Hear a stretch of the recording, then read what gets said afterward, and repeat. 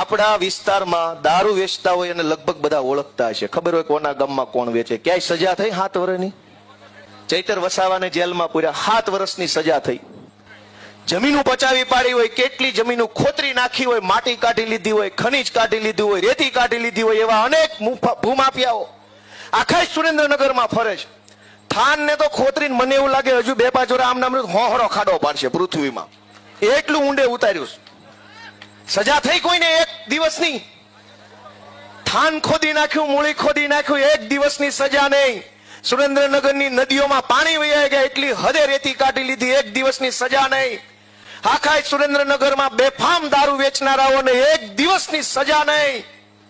શિક્ષણ માફિયાઓને 1 દિવસની સજા નહીં. પણ ગુજરાતની જનતા માટે લડનારા ચૈતર વસાવાને 7 વર્ષની સજા. હું કામ?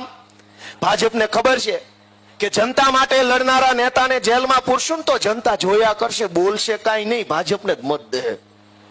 એ ભાજપને ખબર છે કે ગોપાલ ઇટાલિયાને, ચૈતર વસાવાને, પ્રવીણ રામને જેલમાં પૂરશું તોય મત તો ભાજપને દેશે, એવી એને ખબર પડી ગઈ છે.